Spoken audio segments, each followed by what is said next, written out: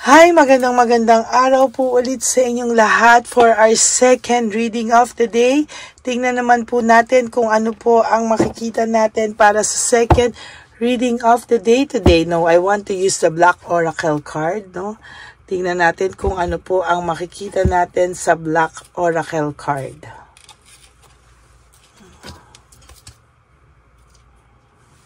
Teka po. Okay. Tingnan naman natin kung ano ang feelings ng tao, ng person nyo ngayon. But, ayan, no. Ayan, tingnan na muna natin, no. Tingnan po natin kung anong feelings ng inyong person right at this very moment. No? So, mga masasagap nating energy dyan.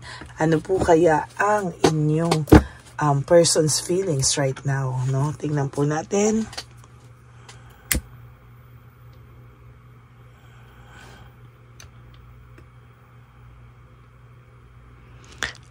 Okay.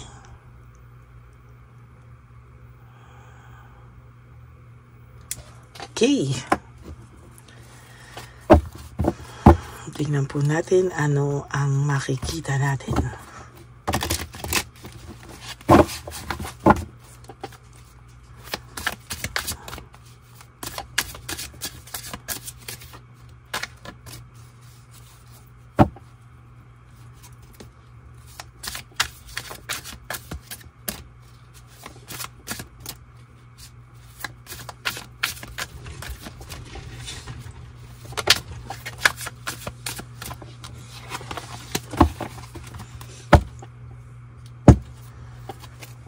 Pili na po tayo ng 20 cards. 1, 2, 3. Minsan po papahulain ko sa isa sa mga session ko yung tinuturuan ko using the Black Oracle cards. 1, 2, 3, 4, 5, 6, 7, 8, 9, and 10.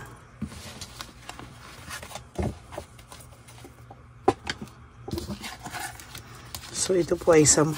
Kukuha pa tayo ng isang 10. 1, 2, 3, 4, 5, 6, 7, 8, 9, 10. 11 na to. Sige na nga. Kuha pa tayo ng 9. Sabit po, ha? Kuha pa tayo ng 9 na Oracle.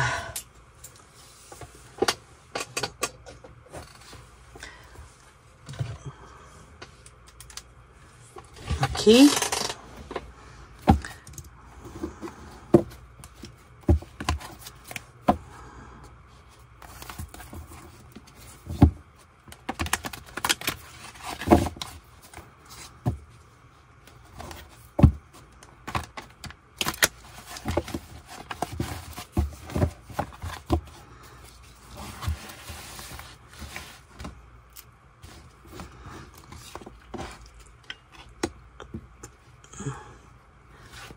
Thirteen,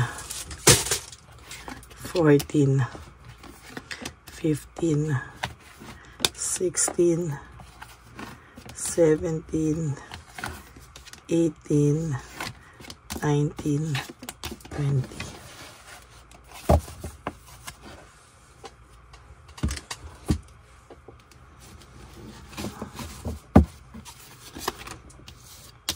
Please do what is best for your heart. No? Ang person po na ito right at this very moment, parang alam niya na nagkamali siya sa'yo. At kung darating daw ang araw na ikaw talaga ay magmamahal ng iba, kahit ayaw na ayaw na ayaw na ayaw na ayaw niya po, ay, ayan o, talagang wala pa rin pong mangyayari. Talagang ang mangyayari po somehow is, ayan, hindi lang po niya talaga kayo,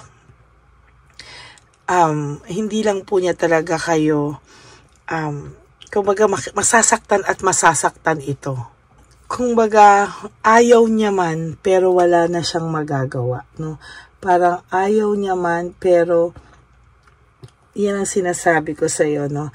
Kahit ayaw niya po, masasaktan siya no? Pero wala siyang magagawa na. Kasi ang pakiramdam nito, wala na siyang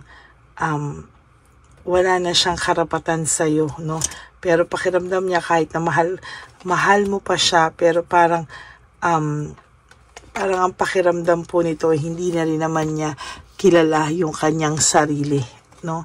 Parang hindi na rin naman yata siya daw yung taong minahal mo, at hindi na rin naman daw siya yung taong minahal mo para sa iyo, no? So parang sa kanya, hindi rin naman siya makagawa daw ng paraan paano mag-sorry sa iyo. Panay drama daw ang ginagawa niya sa iyo. So kung dumating man ang araw na mamili ka ng iba, hindi man niya matatanggap, wala na siyang magagawa, no? Pero kung siya po ang masusunod, ayaw niya po talaga. Kasi sabi niya nga po, sa lahat po ng minahal niya, ikaw yung, o nagmahal pala sa kanya rather, no?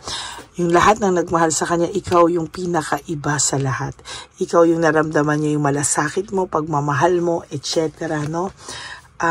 Hindi naniniwala sa kanya yung mga tao pag sinasabi ng mga tao na ikaw ang may kasalanan, bakit kayo naghiwalay, ikaw yung may kasalanan, bakit kayo, ayan, no? Hindi po sila people don't believe in me, hindi po naniniwala sa kanya yung mga tao, no? Every time na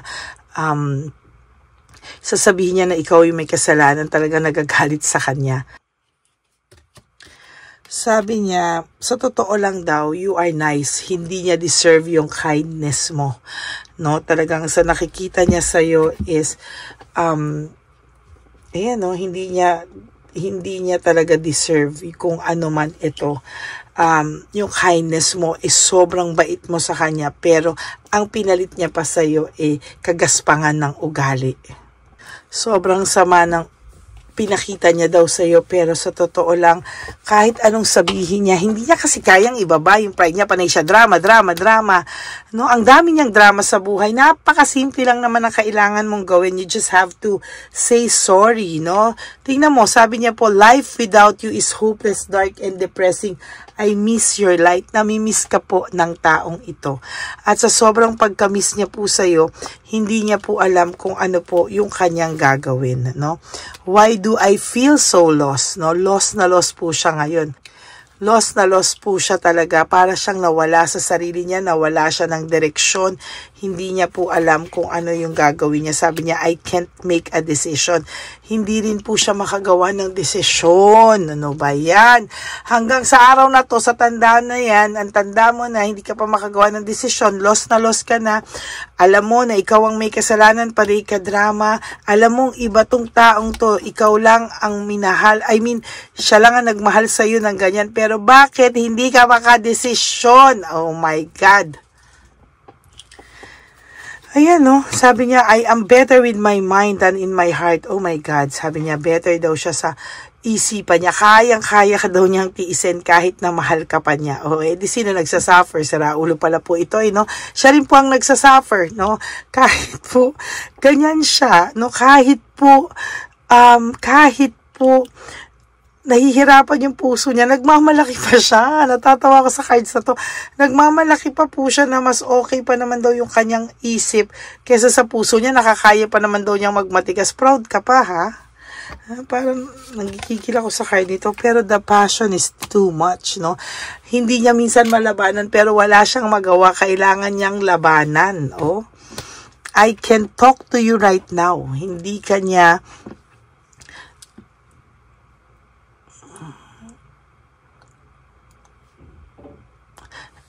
ka po niya makausap, hindi niya po siya magkaroon ng lakas ng loob makausap ka. I can talk to you right now, no? Sabi niya, hindi ka niya makausap dahil talagang wala siyang mukhang ihaharap sa'yo. Sa totoo lang. Pinalabas niya kasi na I was hurt by you. Ikaw daw ang nanakit, no? Ikaw daw po ang nanakit sa kanya. Oh my God. Sabi niya, the passion I feel is overwhelming. I don't know how to handle this. Hindi niya po alam paano po i-handle yung mga bagay-bagay sa kanya ngayon. Nahihirapan po siya and naiisip niya po yung painful memories. Naiisip niya po yan. Tapos sabi niya, I'm afraid to lose you, no? Natatakot po siya na mawala ka. Dahil lagi po, no, ang alam niya, pag naaalala mo siya, ang naaalala mo yung trauma, no? Yung painful memories na nabigay niya sa'yo. Kaya ang pakiramdam nito ay, hindi na kayo mababalik sa dati dahil lagi mo daw binabalik-balik yung lahat ng ginawa niya sa'yo, which is true. Hindi madali, no? Talagang masakit yung ginawa niya sa'yo. Kaya po siya, takot na takot po siya. I am afraid to lose you. No? Why can't I tell you the truth? Sabi niya ganon.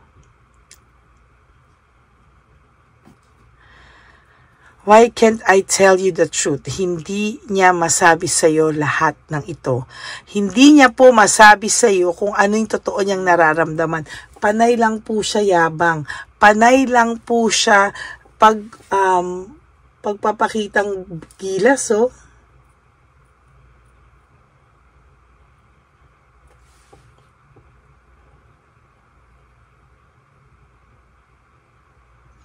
Grabe.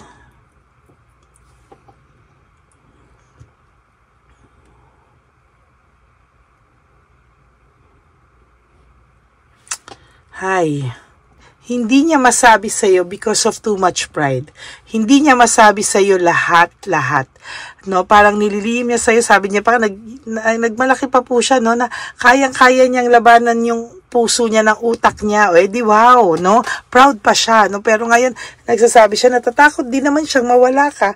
And why can't I tell you the truth? Hindi niya masabi sa'yo yung lahat ng katotohanan dito, no?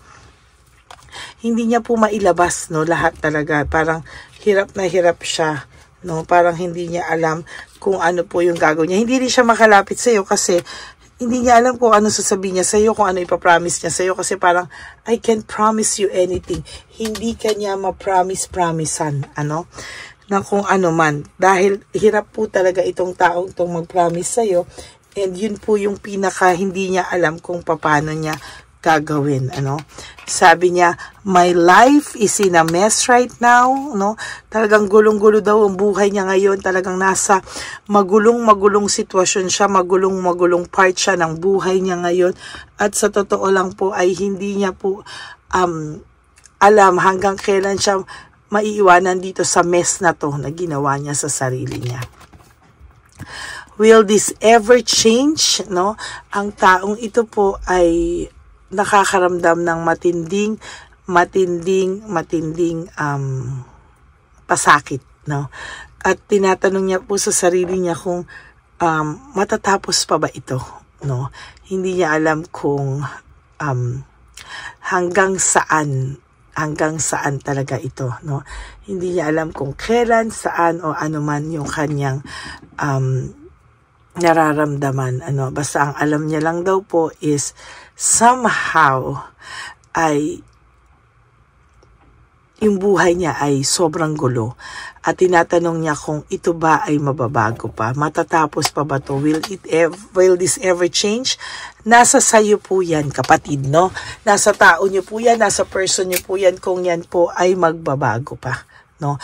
So yan po ang mahirap, no? Pero that is talagang an indication na talagang duwag siya, na talagang inaano niya sa universe, no? Parang ipinapasa Diyos na lang baga kung gano'n, na parang pinapaano na lang niya, sinaano niya na lang sa tadhana kung ano ba talaga ang mangyayari sa inyo.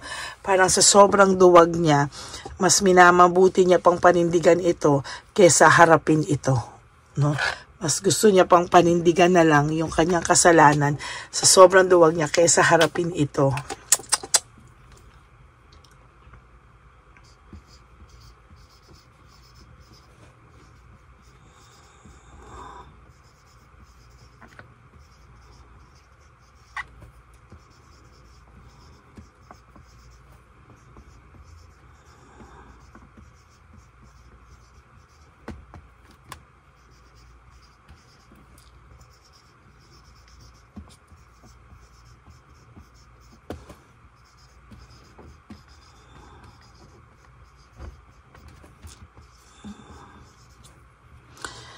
Duwag siya, mas gusto niya pang panindigan ng mga mali dahil natatakot siya sa rejection. Natatakot po siya na hindi mo bilhin yung mga drama niya. Well, hanggang ganyan siya, duwag talaga siya. Gigigil ako sa kanya. Okay, so that is your second reading of the day. Duwag siya, mas gusto niya pang panindigan yung mga mali niya dahil natatakot siya sa rejection. So, for those of you po, no, na ganito talaga yung sitwasyon nyo, huwag kayong gagawa. Dahil porket alam yung duwag siya, kayo na yung gagawa ng way. Wag na wag nyo pong gagawin yan. Okay, hayaan nyo po siya na siya po ang gumawa niyan. Okay, so that is your second reading for the day. I hope na naka-resonate po kayo. And if you do, can you please give me a like and comment down below para alam ko po kung ano ang inyong mga feelings, pakiramdam, at opinion dito sa ating second reading of the day. And for those of you who would like to have a private reading with me, you can message me po directly at Ladyly Elena, that's L-A-D-Y-L-Y Elena, nasa dulo po yan na ating video. Diyan nyo lang po ako makakontakt. That is my official and only legit FB account.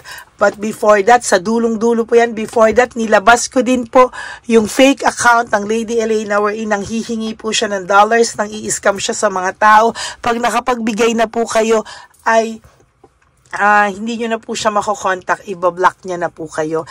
And wala po akong PayPal account. I don't ask for dollars.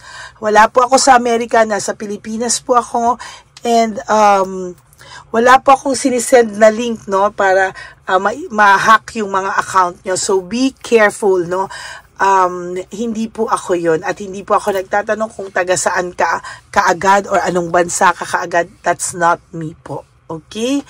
And sa aking mga ever loyal, solid, and faithful Lady Elena family, I love you all from the bottom of my heart.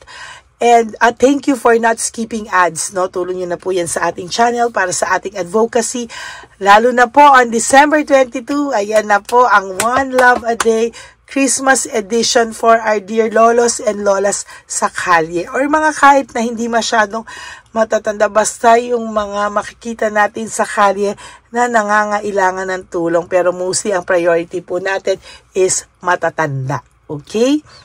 Yung mga pinabayaan ng anak, yung mga nagtatrabaho pa din, kahit na matandang-matanda na sila, yung iba sila yung bumubuhay sa apo nila. Basta yung mga ganun po ang gusto kong bigyan at i-reward para tulong nating lahat sa kanila. Okay? So maraming salamat po sa inyong lahat at ang lagi ko pong payo sa inyo is just to live one day at a time, no? Do yourself 3 things para maging masaya kayo. Be grateful for today. Prioritize yourself and mostly love yourself, no? Self-love is still the best love of all, no? And of course, you have to realize that life is too short. Don't make it shorter by stressing yourself from all the pains and heartaches na binigay sa inyo ng kahapon. Just surrender everything to the divine universe and just let go and let God write your life and love story. I will be back for another set of reading. Wag po kayong malulungkot. Ako po ay magbabalik for another set of reading. Maraming salamat po sa inyo and God bless you all. Wag po kayong malulungkot because I will be back for tonight, no, for our third and final reading for the day. I love you all and may God bless you all. Bye! Magandang gabi po ulit sa inyong lahat. Ako po ay muling nagpapaalala sa inyo na mayroon pong lumalabas sa FB at Messenger account na fake account po, no, nang hihingi po ng $25 through PayPal at hindi po yan totoo. Huwag po kayong maniwala dyan. At pag sinabi mo po na gusto ko pong marinig ang boses nyo or makita kayo, ang sasabihin po ay magbibigay kami ng link. Buksan mo yan at pagkatapos ay makikita mo ako. Huwag po kayong maniniwala dahil yan po ay hindi totoo. Yan po ay isang malaking scam na pag binuksan nyo po ay makahack po lahat sa inyo. Mahahack po ang inyong mga personal details. Lahat ay mahahack. Ako po ay nalulungkot na ito po ay nangyari. Ngunit sa talagang may mga tao pong masasama at may mga tao po talagang hindi makatiis na hindi gumawa ng masama sa ibang tao. Pero maging aware po sana kayo, tulungan niyo po ako, i-report po natin yung fake na yan at sa FB para siya po ay mawala na at wala na po siyang mabiktima pa. No? Nandyan po lahat ng details at maraming salamat po sa inyong lahat. Maraming salamat po sa inyong lahat at mag-iingat po kayo.